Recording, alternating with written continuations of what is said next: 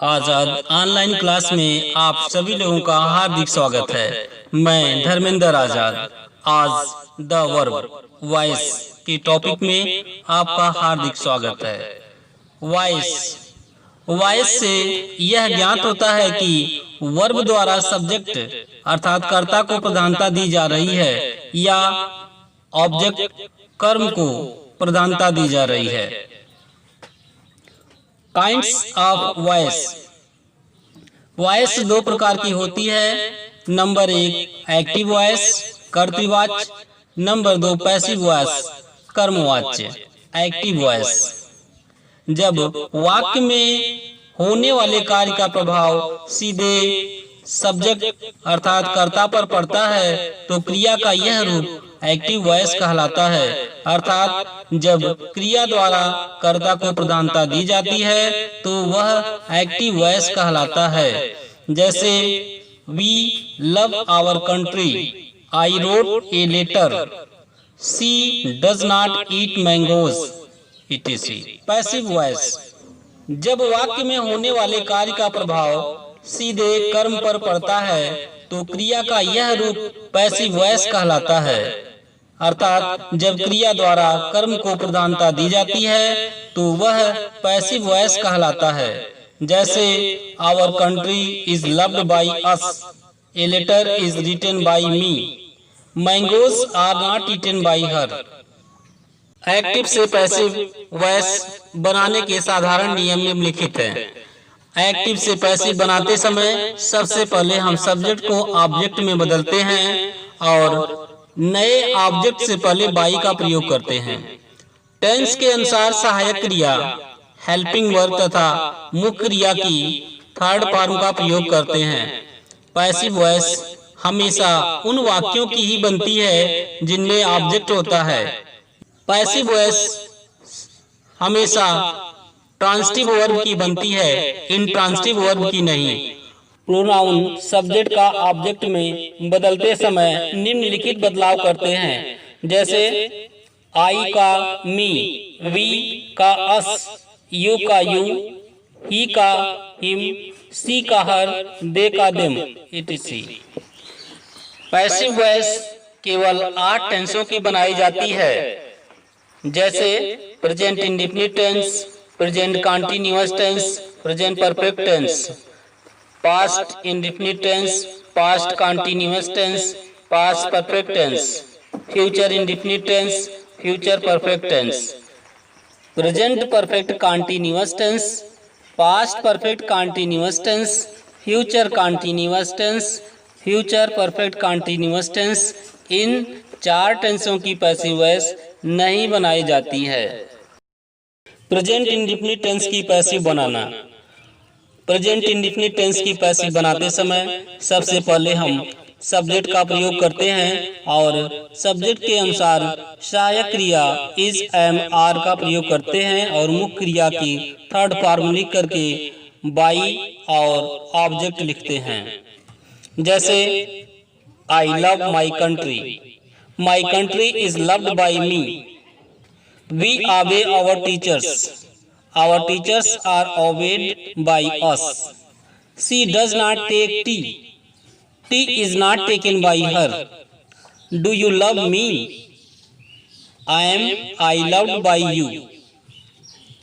Past indefinite tense की passive बनाना। Past indefinite tense के वाक्यों की पैसिव बनाते समय सबसे पहले हम सब्जेक्ट लिखते हैं। सब्जेक्ट के अनुसार सहायक क्रिया वाज तथा वेयर का प्रयोग करते हैं। मुख्य क्रिया की थर्ड फॉर्म और बाई लिख करके ऑब्जेक्ट लिखते हैं। जैसे Mohan killed Sohan, Sohan was killed by Mohan, she helped the poor were helped by her, you did not buy mangoes, mangoes were not bought by you, did they play the match, was the match played by them। Future indefinite tense की passive बनाना। Future indefinite tense के वाक्यों की passive बनाते समय सबसे पहले हम कर्ता लिखते हैं, फिर कर्ता के अनुसार सहायक क्रिया शैल बी या विल बी के साथ मुख्य क्रिया की थर्ड फॉर्म का प्रयोग करते हैं और बाई के साथ ऑब्जेक्ट लिखते हैं। जैसे I shall eat the mangoes will be eaten by me. She will read the book will be read by her.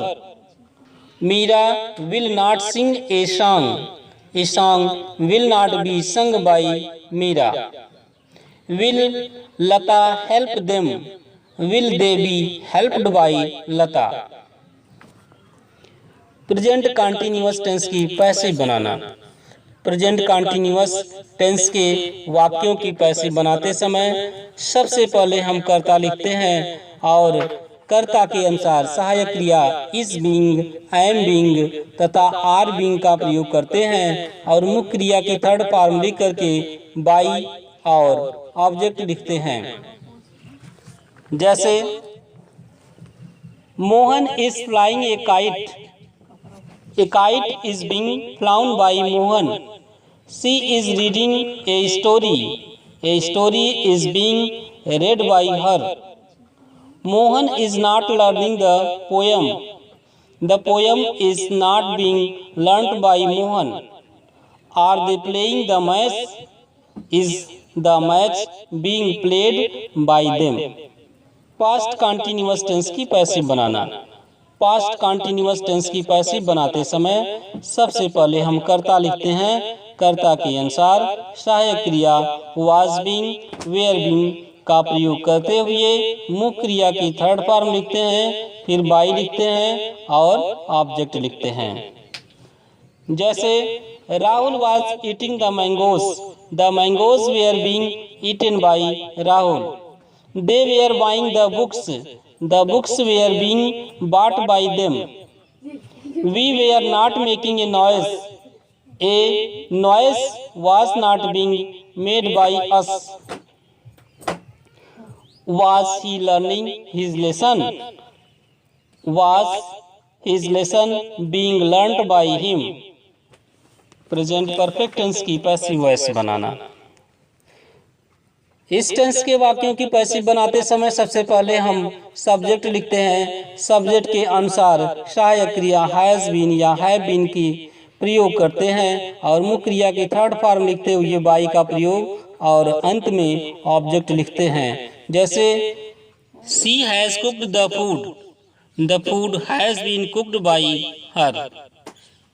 We have solved all the questions have been solved by us. I have not eaten a mango has not been eaten by me. Have you learned your lessons? Have your lessons been learned by you. Past perfect tense की passive voice बनाना।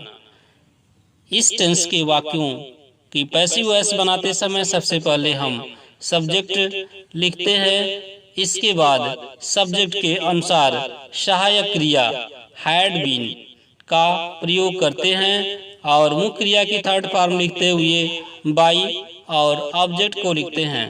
जैसे She had loved me. I had been loved by her. He had eaten the mangoes. The mangoes had been eaten by him. I had not seen a film. A film had not been seen by me. Had Radha sung a song? Had a song been sung by Radha? Future perfect tense। इस tense के वाक्यों की passive voice बनाते समय सबसे पहले subject और subject के अनुसार सहायक क्रिया विल हैव बीन या शैल हैव बीन का प्रयोग करते हुए मुख्य क्रिया की थर्ड फॉर्म लिखते हैं और बाई लिखकर ऑब्जेक्ट लिखते हैं। जैसे I shall have learned the lesson will have been learned by me. She will have sung a song will have been sung by her. Radha will not have cooked the food. The food will not have been cooked by Radha. Will they have learned the lesson? Will the lesson have been learnt by them? Modal verbs के passive voice बनाना। मुख्य modal verbs जैसे can, could, may, might, should, art, must. इनका passive voice बनाते समय हम modal verb के साथ B का प्रयोग करते हैं और मेन वर्ब की थर्ड फॉर्म का प्रयोग करते हैं। जैसे I can read it, it can be read by me, he could help her, she could be helped by him, she may do the work may be done by her, they might call their mother might be called by them, we shall love our country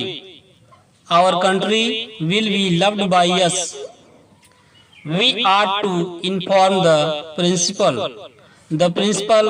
ought to be informed by us, we must obey the law must be obeyed by us, we cannot read the book cannot be read by us, we shall not tell a lie will not be told by us, she could not love him, he could not be loved by her। Imperative sentence की passive voice बनाना। Imperative sentence के passive voice बनाते समय यदि वाक्यों से आदेश या आज्ञा का भाव प्रकट होता है तो यू आर ऑर्डर्ड टू का प्रयोग करते हैं और इसके बाद का वाक्य ज्यों का त्यों लिखते हैं। यदि इन वाक्यों से प्रार्थना का भाव प्रकट होता है तो यू आर रिक्वेस्टेड टू का प्रयोग करते हैं और आगे वाक्य ज्यों का त्यों लिखते हैं। जैसे stop at once, you are ordered to stop at once, please give me your pen, you are requested to give me your pen, let me go home, you are requested to let me go home, do not play, you are ordered not to play, never abuse me, you are ordered never to abuse me, please help me, you are requested to help me। आज के topic में बस इतना ही। अगली topic लेकर फिर उपस्थित होते हैं, तब तक के लिए नमस्कार।